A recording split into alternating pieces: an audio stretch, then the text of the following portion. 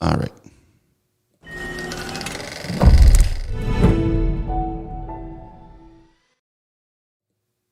Hello, everyone. Welcome to the Construct channel, Becoming a ROS Developer. My name is Rodrigo, and today we have a project presentation for our course ROS Basics in 5 days for C++. And the student is Emanuele Rosi, and he's going to be showing us how he performed his final project for the course, which involves using our Turtlebot robot and giving what he learned in the course, dealing with topic, publishing, subscribing, services, and actions. So welcome, Emanuele. How are you? Thank you. Good. Great. If you don't mind, you can share your screen and start showing us what you did. Yeah, sure. Um, Once the screen is gonna show, I will start. I can see it. Okay, perfect. So here we can see the real robot, and the first thing that we will do is to test the code and see the behavior of the robot. Can you And then, explain the behavior? yeah, sure. We want to perform first a square with the robot, so it will go forward, it will stop, turn, and then again forward, stop, and turn until it makes a square. And at the end of the square, the robot will move forward until it reaches the wall. And once it reaches the wall, it will stop. So we will be recording the odometry during the whole motion. And as you explained in the beginning, we are using publishing and subscribing. We are using services and actions. Great. So this was an introduction to the behavior. If you want to see how it works, we do the ROS launch, turtle 3, move, and I prepared a main launch file so that everything is gonna start with this. And we can also have a look to the ROS topic. Oh.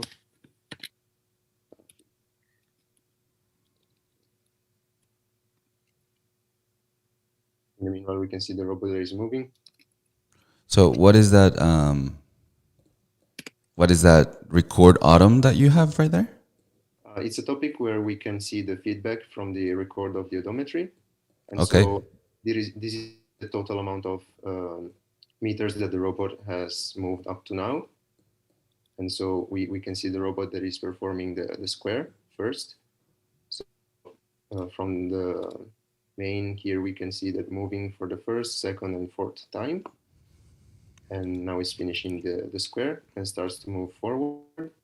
So we see here, now it found an obstacle, and we can see that the state of the action was succeeded. We printed the last odom to have a last print of the odometry, and the process is finished. And now it doesn't go any further. From here, we see that the last feedback was 1.02, and so this was the behavior of the robot. Maybe also there was the result, also the feedback and the result. The result was a print of all the odometry list that we couldn't check for the time because there were too many things to check.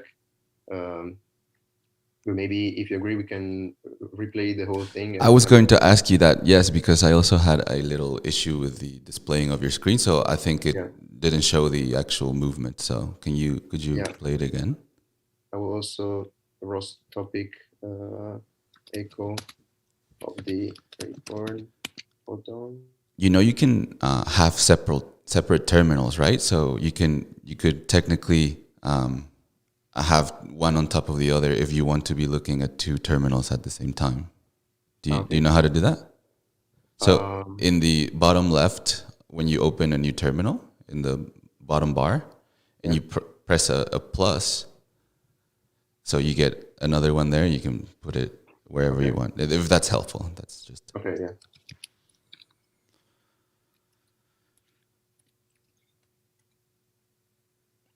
We will display maybe the feedback. Then on the other one, the result. Okay, let's move the robot backwards.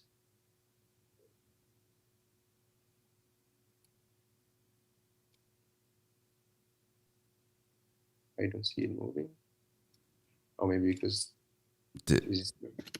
I saw it move it for a second, so. Yeah. I probably had to kill the process. Oh.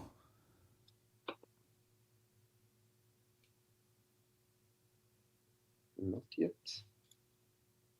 Okay. I'll try moving it forward a little bit, maybe. And go all the way up. Nope. Oh, that's strange. Yeah, this is killed. So if you run the program from right here, what would happen? It would hit the wall first, and it won't perform the whole square because it's too close to the wall. That's strange that it stopped moving. Yeah. So maybe we can see if the topics are still working. So maybe we had an issue with the connection.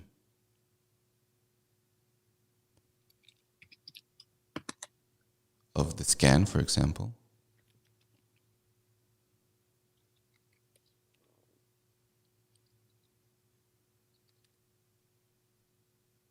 Maybe it's for the connection because also I'm typing here. But that's like a platform thing.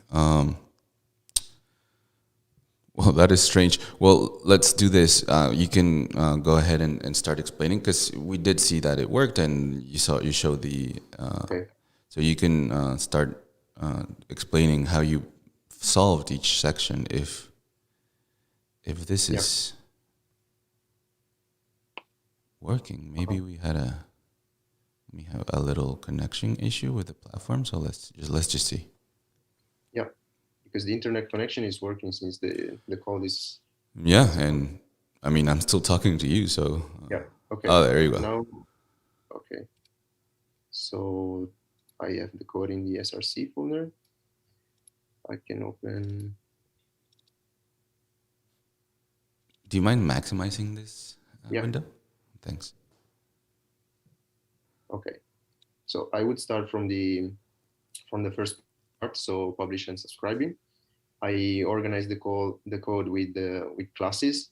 So starting from the main function, I just initialized the node with the name Turtlebot3 move node, and then created an instance of the class that I created, which is called subscribe and publish, and ROS pin to keep the node alive. So the class is called subscribe and publish, and it has public and private fields, starting maybe from the private, since we have the ROS, the node handle, and the publish subscribe, and also other things that will be useful later. But now let's focus on this. So in the constructor of the class, we do first some things with the action that I will explain later, but now the focus is on the publisher and subscriber. Mm-hmm. So we advertise the publisher to the common velocity topic that has a type of geometry messages twist message, and we subscribe to the scan topic, and we declare we call this callback function, which is declared in our class, and I will explain it later. Then we have things with the servers that will be explained later, but now let's focus on the callback of the subscribe. So we have the message, which is of the type sensor messages laser scan.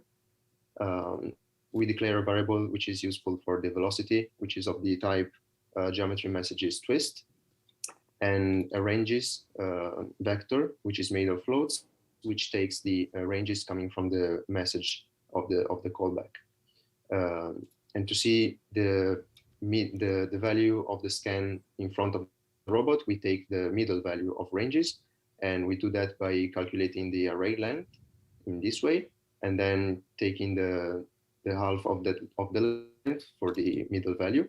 And we check whether this value is less than a certain threshold, which we decide to be 0.2, or if it's not. So if it's less than 0.2, we decide to stop the motion. And so we set the velocity to 0, all the fields, but the important one are linear x and angular z set to 0. Otherwise, if we are far from the wall, we can set the linear velocity x to 0.1, so we will move forward. And at the end, we publish this velocity that we set here. And I think that that's it for the publish subscribe. So that was the behavior for moving forward or stop in case there is a wall in front. Then maybe it's time to explain the service server. And this was the part where we wanted to move in a square. Yes. So yes. Again, it's organized in classes. And this time it was useful to have the laser scan and the twist as before, and also the moving square, which is the message that we created, which is called moving square.srb, and doesn't have a request, but has a response, which is a Boolean complete. And the way the code is organized is this. So we have, again, a class, which is called we create an instance in the main function. The class has private fields, again, with the node handle, publish subscriber, and this time also a service server and geometry message variable and a flag, which will come in handy later. So in the constructor of the class, we advertise the service first, which is called moving square. We use the service callback function that we declare in this class, and we print that the service is ready. We publish the command velocity to the CMD val topic, and we subscribe to the scan as we did before. And this function is called inside the callback of the service. So this is the service callback, which takes a request and gives response and returns a Boolean. First, we use the move square that is declared up, and I will explain in a bit. And we set the result dot complete to be equal to true, and we return true. So the move square function is what we want to do during the service. So basically, we have a for loop which iterates for time, so that we first move forward, then we stop, and then we turn, and we repeat 4 times. And in particular, we will set the linear velocity x equal to 0.1 when we move forward, and 0 angular. We publish, and we sleep for a second, and then we iterate this cycle 3 times. Then we stop, so we set 0, 0, and we publish, sleep 1 second, and then the last thing is turn. So we set 0 for the linear velocity, 0.45 for the angular z velocity. We publish, we sleep 1 second, and we repeat. So this whole function performs the square. And the subscribe function, on the other hand, is for the laser scan. So we have the message of the type sensor message laser scan, as in the last one where we were using the ranges. We declare the vector, we take the half, and we check if the middle value is less than 0.2. In case we want to stop, to publish, to stop the motion, to publish the velocity. And in case this is the first time we get here, we want to shut down the server, and we give an error. Then we set a flag so that we won't shut down the server again. And I would say that this is it for the service server. But on the service client side, so in the same file as before, we were declaring an SRV object here of the service client type. And before, during the constructor, we want to declare the service as moving square, so the one that we did in the service server, and we call the service with the server message. So this is done as the first thing, and we will print that the service is successfully called once the service is done. Otherwise, we return an error and we return one. And this is it for the services. For the actions. But you have 5 minutes left. Okay, I will go for the actions. So again, it's organized in classes. We have the node handle, and what is important is the action service variable with the action name, feedback, and result variables. We want also to subscribe to odom and laser, and there are also some other helper variables. So when we the constructor of the class basically has the name of the action, and we also declare the goal callback and preempt callback, and I will explain in a bit. We subscribe to the laser and to the odometry. So the subscribe to odometry, we want to check every second. So this is going to take care of the second. We are going to save the position of the robot, X, Y, and orientation Z. We push it back to the list of odoms, and then we give the feedback. So if it's the first time, we give 0. If it's not the first time, we add the Euclidean distance between the current odom and the previous odom, and we put it in the feedback dot current total, and we publish the feedback. For the subscribe laser, instead, we want to check that we are not hitting a wall. So as in the previous time, we check if we are hitting a wall. And if it's the case, we want to return the list of odoms to the result. We give the succeeded action name, and we set the result, and we shut down. We have also the goal callback, which is just accepting a new goal, and the preempt callback that set it as preempted. Maybe I forgot an important thing to show the odometry action message, which didn't have a goal but had a result of list of odoms. That was of the type geometry messages, an array of points, and the feedback which was current total and was a float.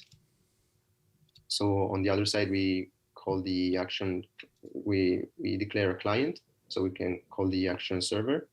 And this is the first thing that we do. So we start to record from the very beginning, and we send the goal here. So we have the done callback and the simple active and feedback callbacks.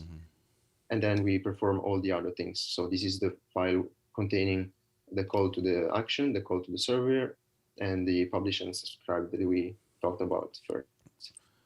Great, really clean. Thank you. I hope I didn't forget or any detail, but no, I think we covered everything, and it's just really well organized. So I think it's everything's done. Let's. Do you want to see if we can try it again? Because I was curious. Yeah, sure. It was here. I was curious if. Okay. There we go. That was strange. That's why I thought it was weird that it happened. So. Yeah, I don't know why. Now that you explained it and we know how each part works, we can see it again. Yeah. And I got a couple of questions, but I'll just wait until this. Okay. So we could from here launch the program. Here we have the feedback. We have it here and the result here. Okay, it's going, and it's already recording the feedback. Yeah. And here we can see the service is ready, and we're moving the first or the second time. And the robot is performing the square. Then in the end, we will see the result here.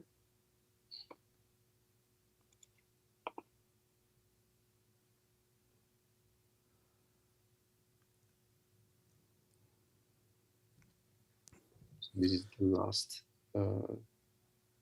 So now it's going to look for the wall, and then.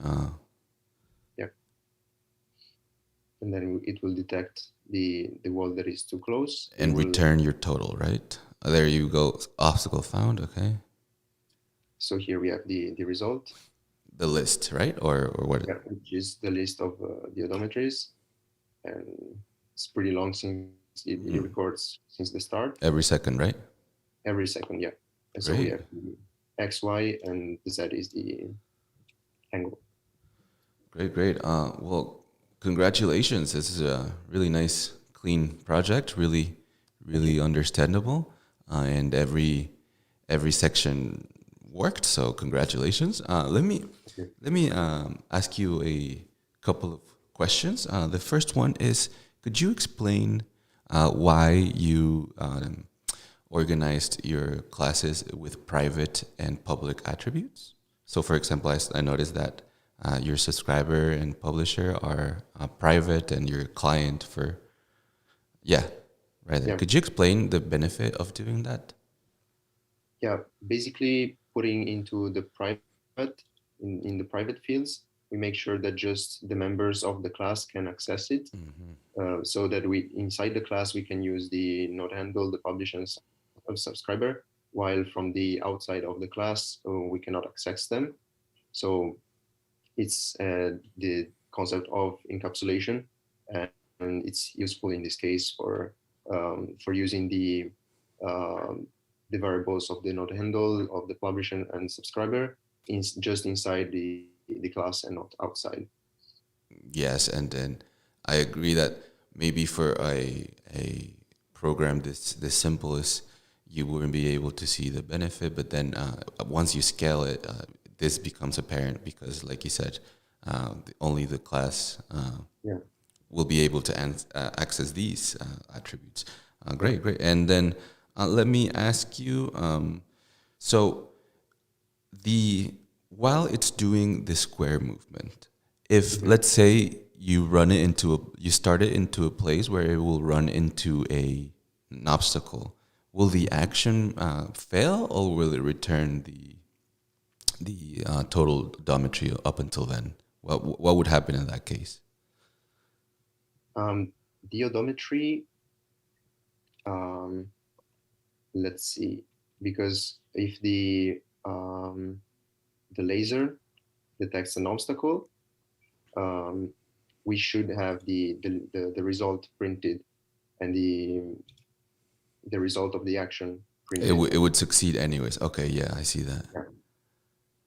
So yeah, the way this was envisioned was, even if we detect an obstacle, we want either way to see that which was the list of odometries and the action to be succeeded. Right.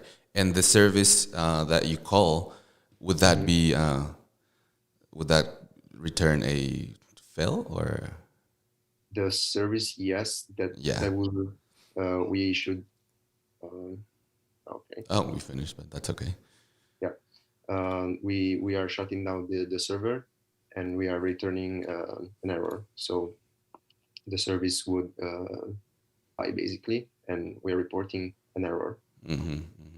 Oh, that's really interesting. So I really like that. First, I like the fact that you organized it with private and public attributes, because that shows that you know the best practices, and if you tackle this, you can go on for bigger projects without having to have it become a nightmare if people, because a lot of people don't use this. And I also really liked this that I just said, that if the service fails, you still have a success on the action. Side. Yeah. So you still be able to access that information. So I thought that was really good too. So great. I mean, do you mind stop sharing your screen so we can wrap it up here? Yeah. Okay. Let me. Something happened really. I can't see you. Let me see. Okay. I should be still here. No, I know. It's just a little issue with the Okay. We can see each other now. So Yeah, congratulations again. I thought it was a really clean. That's what I like to see in these projects. I know it's not like the most complicated scenario, but what we're looking for is the simplicity and structure that you know that will work if you're doing something more complicated. So congratulations. I mean, all three sections worked correctly. So I mean, you passed with flying colors here, and um, congratulations. And I invite everyone here because now Emanuele will get his learning certificate for this course, and this is sort of the final step that we think is important to do in order to showcase to know is for the student and for people listening that it's the last step, so you can actually prove that you know something you learn something worthwhile in our course. So congratulations, Emanuele, and I Thank you think very much. I hope we continue to see work from you, and we'll Yeah, we'll see you soon. I hope. yeah. Thank you very much. And it was, I mean, I enjoyed doing the project and the platform. I really enjoyed the platform since it's well organized and it teaches you nicely how to do ROS and robotics in general. Oh, I'm glad to hear that. I'm glad to hear that, Emanuele. So Yeah. uh, we're looking forward to everyone else's presentation. So goodbye, everyone. Have a good day. Bye, everyone. All right. Nice, nice, nice. This one perfect.